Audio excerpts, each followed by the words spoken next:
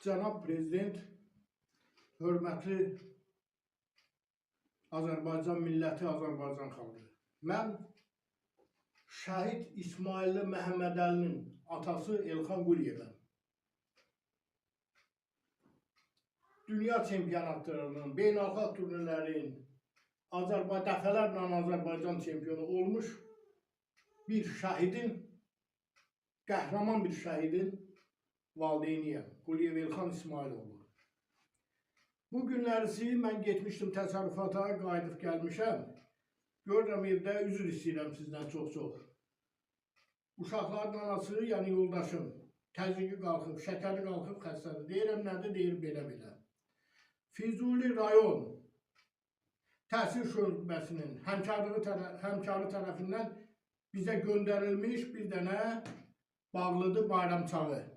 Həm 8 Marta görə, həm də Novruz bayramına görə. Biz dilənçi deyilik. Mən ona buna yardım edirəm.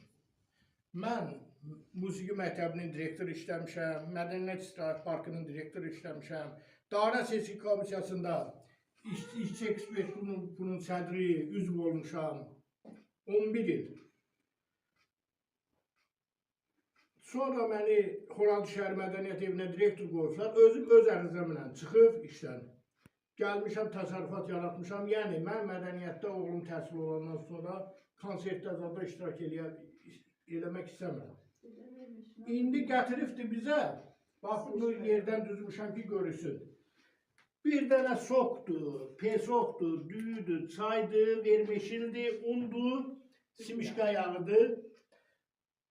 17-18 manatlıq. Şəhid valideynləri dilənçi deyirlər.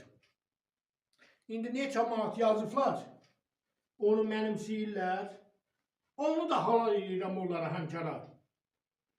Heç bunu gətirməsinlər də. Nə yazıbdılar götürsünlər. Bu 17-18 manatlıq, 19 manatlıq bir şeyi gətirib bizə verməsinlər. Şəhid ailəsinə yaraşan fayda. Şəhid ailəsinə bu təhqirdir. Ayıb olsun, ar olsun onlara. Bu ondan irəli gəlir ki, Respublikamızda məmurlara nəzarət yoxdur, başlı-başınaçılıqdır. Təhsil şöbəsinin müdürü Ramella müəllimə hələm bir neçə gün bundan qabaq demişəm ki, vəziyyət belədir. Deyir, mənim ona gücüm çatmır, məni eşitmir. Yaxşı, eşitmirsə, biz xalq qalxa ayağa, öz sözümüzü deyək, onları başa salaq ki, ayıbdır. Şəhid ailələri dilənçi deyirlər. Şəhid vermişimə duruya göndərməzlər. Mən ona buna yardım edirəm. Mən hələm heç kimə ağız açmıram ki, mənə kömək eləyin ya yardım eləyin. Mənə heç kimin yardımı lazım deyil.